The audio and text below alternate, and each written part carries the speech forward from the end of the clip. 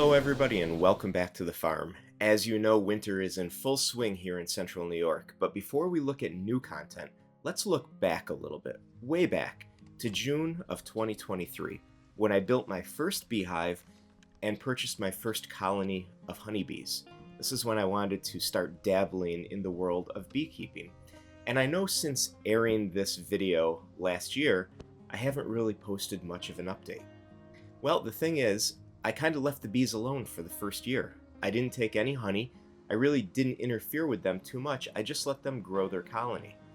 I do have updates though, and you're going to see those videos very shortly.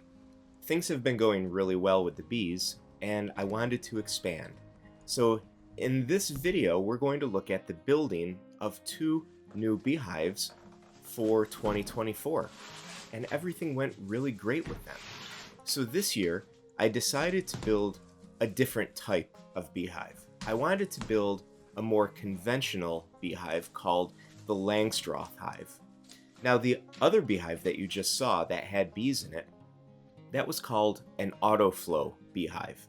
And the autoflow beehive has a nifty mechanism in it that allows you to extract honey without disassembling the beehive. The hive that you're looking at right now, though, is the predecessor to that. The autoflow beehive was built off of this conventional Langstroth hive. So the first step is to disassemble the box of all of the pieces. And yeah, there's a lot of pieces that go into building one of these beehives. Now, full disclosure, as you're looking at this pile of pieces, most of the pieces are to build the frames. And those are the things that the bees actually cling on to and build their structure on. Now, this particular kit is from Amazon. It was about $170, and they always run sales on it. And depending on which configuration of this particular hive you purchase off Amazon, it comes with different boxes. And the more boxes you get, the more of these individual pieces to build the boxes you will have to put together. So overall, it's a really nice kit, and I bought a 3-layer kit, which is what you're going to see built here. I'm not going to lie, putting these beehives together can be a little bit daunting. It takes a good amount of time, especially when you get to assembling those frames. So what I like to do is start with the boxes. Getting the boxes done and out of the way feels like good progress, and then as I build the individual frames, I could just set them in the box and they're out of the way, and I don't know, it just works for me.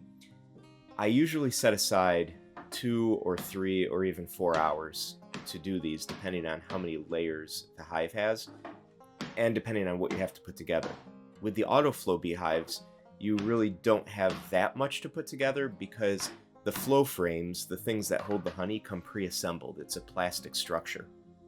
With the conventional Langstroth hive, though, there's a lot more of those individual frames for the brood box, or brood boxes, plural, if you have more than one brood box like I do in this particular hive that I'm building, as well as for the supers, the box that holds the honey. The construction of these boxes is relatively straightforward. It uses something called keyed dovetailing, and the dovetail is the type of joints that you see at the ends of the boards. But keyed dovetail means that there is one or more of those dovetail joints that are set up in a very specific orientation where you can't flip it over and expect it to fit. All of these things only fit one way. So assembling these boxes is relatively straightforward. They're all coated with beeswax. So just a word of warning, if you buy one of these, it's very, very tight getting these dovetail joints to fit. You're going to have to use a mallet, and you're going to have to hit it a number of times for it to go in, because the thickness of that beeswax really makes the assembly of this challenging. This kit also comes with screws, and each of those dovetailed pieces of wood that make up this box is pre-drilled at each one of those dovetail joints. So all you have to do once everything is assembled is drive those screws into the pre-drilled holes, and that really locks this box together. It's a really exciting stage when all of the boxes are put together and you get to assemble the entire stack for the first time. The beeswax finish makes this wood look really, really nice and also resistant to the elements. This kit comes with everything that you need, including a very small reducer, which reduces the opening that the bees go in and out. That's good for inclement weather and also for keeping predators out of the beehive. It also comes with a queen excluder mesh. However, it didn't really work out that well for me this year. The spacing was just a little bit weird, but we'll talk about that in an upcoming video when I show you the bees. This kit also has a top that has a nice tin roof on it, and that just further enhances the weatherproofing of this entire stack. When all of these are put together, this is a lot of weight, and it's probably doubled if not tripled when the bees actually get into this thing. Overall though, I'm really impressed for my first true conventional Langstroth hive. I really like this kit, I like the finish, and so far it went together nicely. But for all the ease of building the boxes, the trouble point, the pain point, is really putting together these frames. It's not difficult by any means, it's just there's 100 pieces and everything is very fiddly. We're going to go through the actual construction of one of these frames so that you could see all the steps, but basically there's 4 wood pieces that get glued together, and then you have the frame or comb material that sits in the middle. It's some sort of plasticky, waxy material. At least it's coated with beeswax, which is meant to attract the bees to it. And it's on that material that the bees build their structures, or the comb. The point is here that there are 2 different types of frames that you have to build. One is for the supers, which is the yellow ones that you see here, and the supers collect the honey. The other one is the black material, which you see in the sequence, and that is the brood frame, where the bees lay their eggs and grow their young. But as you can see here, I'm gluing together the pieces. There's 2 sides and the top, which has the shoulders, which is sort of the bottom piece in this stack that you're looking at. And then inside that assembly, yes, they smell like honeycomb, it's nice. Inside that assembly goes this material. And then that is topped off with the base piece. And again, those are all glued together. The joints all have glue in them. The top and the bottom piece also have a slot cut into them that accepts that material, that black material, so that it's held captive in this frame. Once it's in there, and once nails are put into all 4 corners, this frame isn't going anywhere. The structure is very stable and rigid, and it's ready to go into the hive. I'm going to show you a closer view of the assembly of this. It's very easy, and these things do go together pretty quickly. However, there's just a lot of them. Remember, in this kit, this is a 10 frame kit. And then, depending on the options that you specify in the Amazon listing, you can have 2 boxes or 3 boxes or even 4 boxes. The options that I selected are for a 3-box kit, and that means that each of those boxes has 10 of these frames.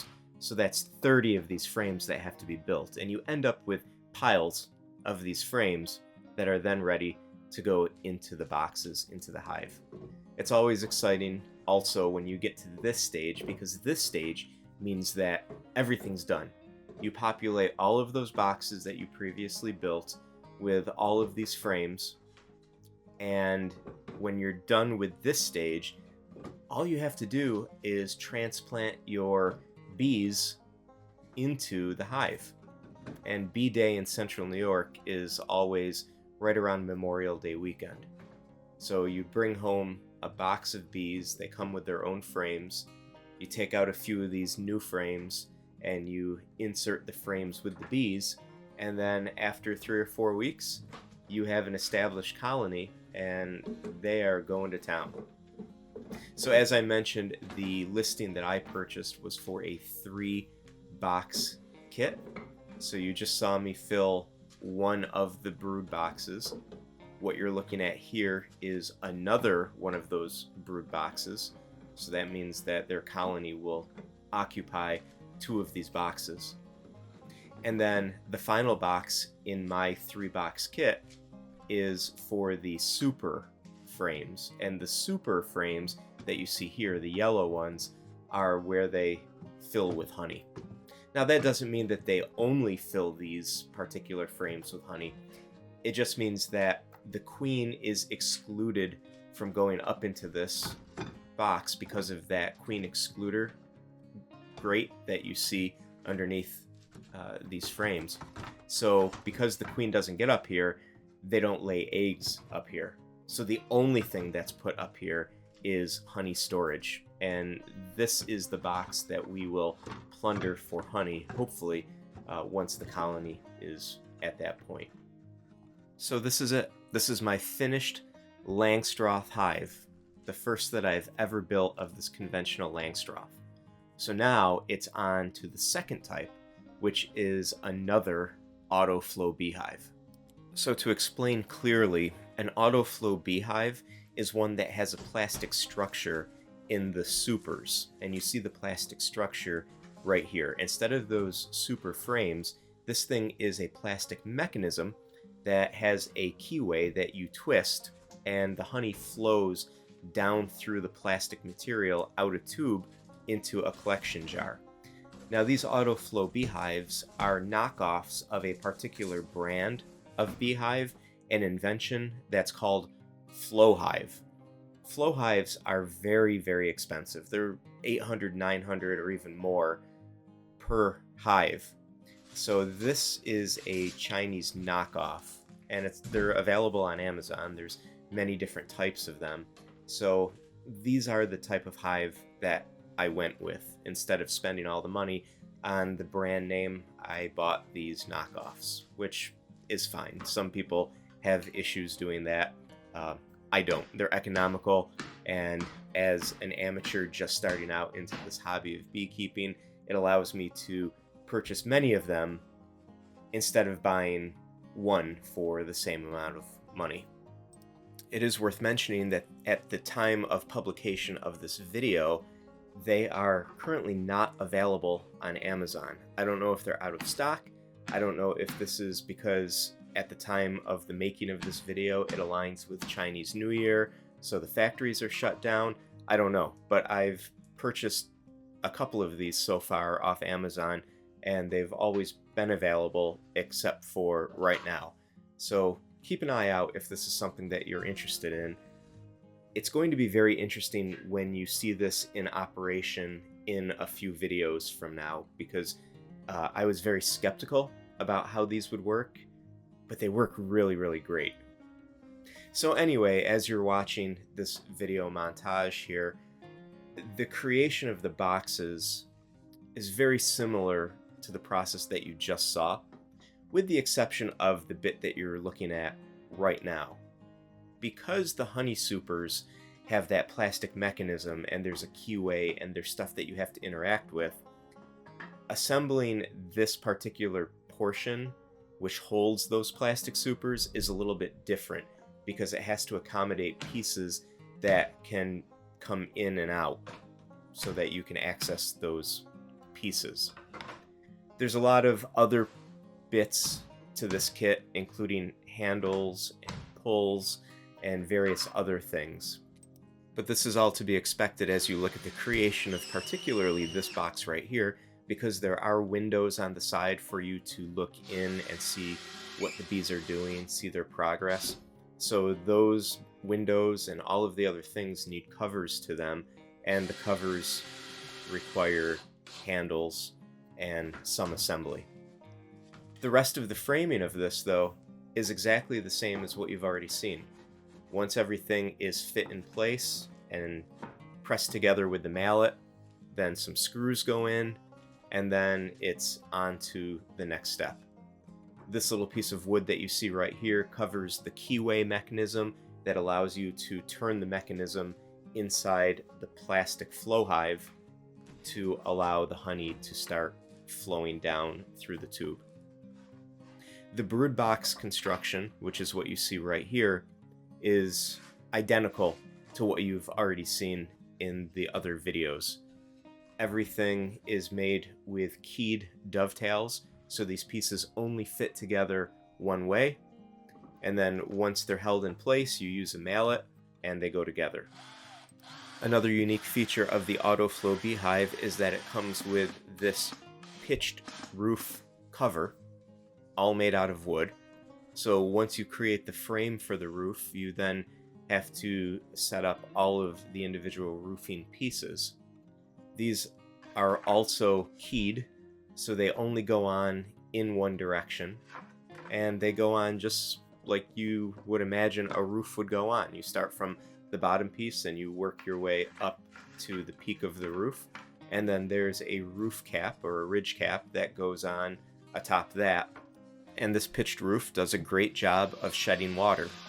It's also vented, so there's good airflow in and out of the roof cover structure. Assembly of the roof structure is very straightforward. Once you find the correct positioning of each one of these slats, and once you get equal overhang on the left and right hand side of the roof structure, it's simply a matter of putting a few screws into each side to hold it into place.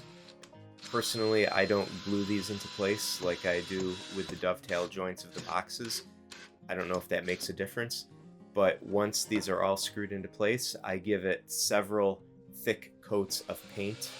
I start with primer, and then I go to a nice interior exterior latex paint to waterproof the structure. If you go to the name brand Flow Hive website, part of the joy of having a Flow Hive is being able to paint it and customize it. Even though this does have a very light beeswax coating, I painted the last one that I built, and I'm going to paint this one as well. And I found this particular picture with the layered mountain look. And since my farm does lie within the foothills of the Adirondack Mountains, I thought it would be really nice to replicate this design on this new autoflow beehive that I'm creating. So I went to Lowe's and I found some paint swatches that were sort of representative of the color scheme of the printout that I have. And these are the colors that I selected. They are not the same colors as what you see in the picture, but they do provide a similar layered effect, getting darker and darker as you go down the design.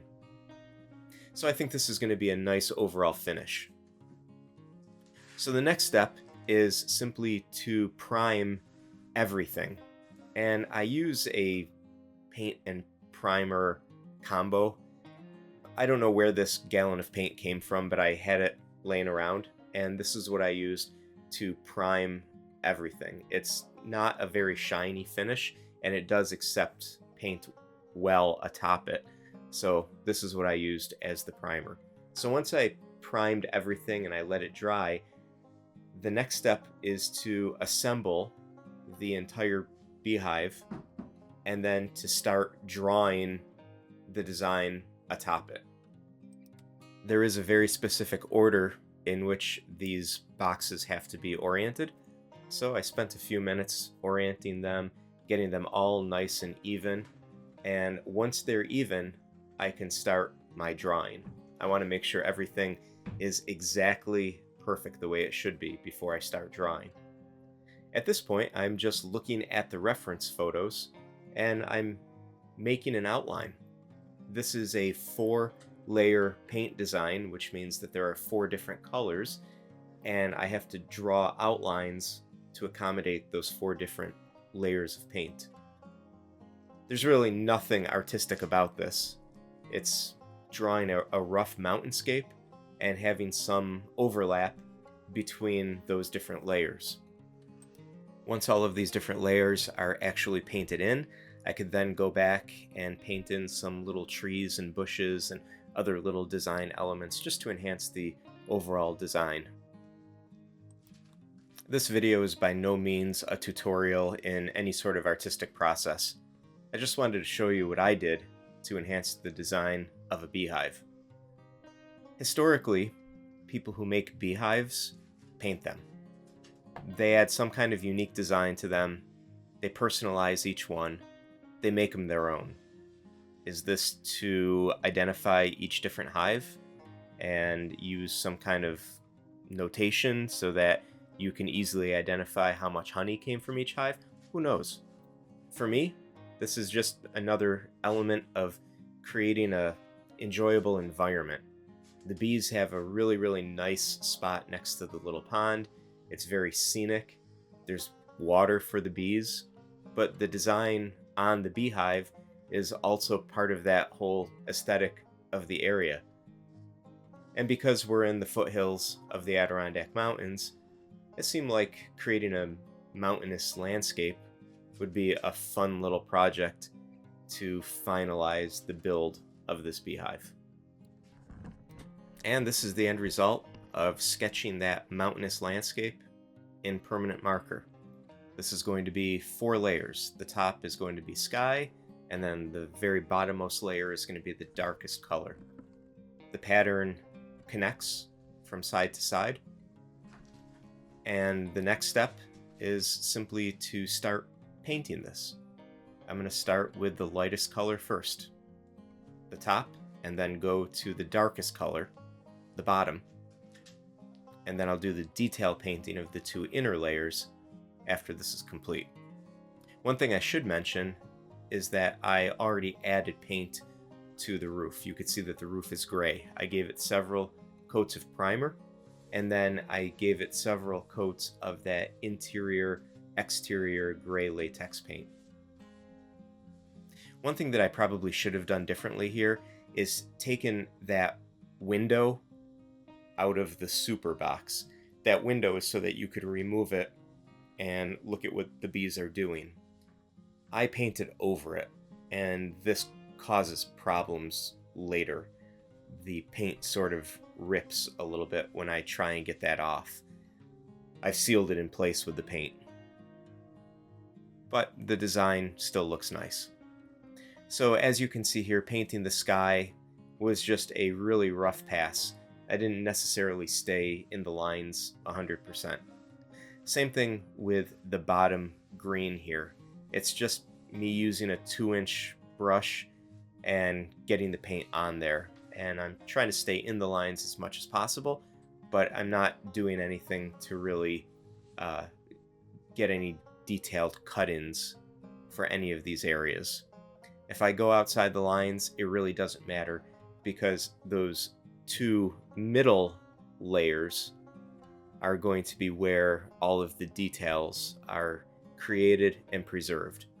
And to do that, I'm going to use a very small paintbrush, an artist's paintbrush. It's a relatively large size for an artist's paintbrush, but this is the kind of paintbrush that you would use if you were painting on a canvas or doing some sort of arts and crafts, versus the first brush that I was using, which is sort of a cut-in brush if you're painting around window trims or door trims. So with this particular brush, I'm spending a lot of time making sure that I hit those borders very precisely.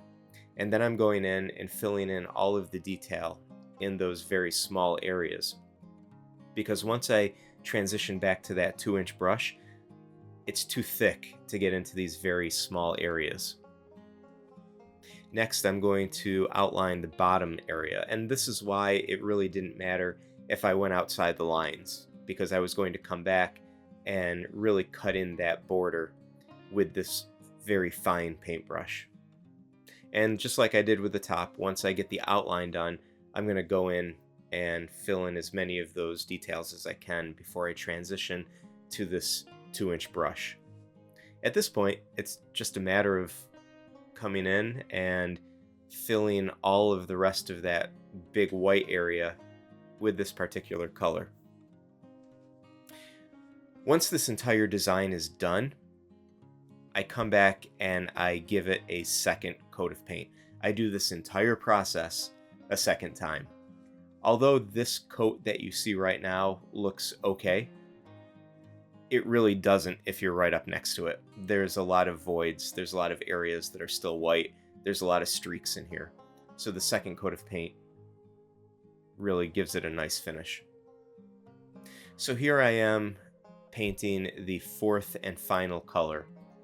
Because of the pink light of the grow lamps, it's kind of hard to see this particular color, but it is different from the sky. It is darker.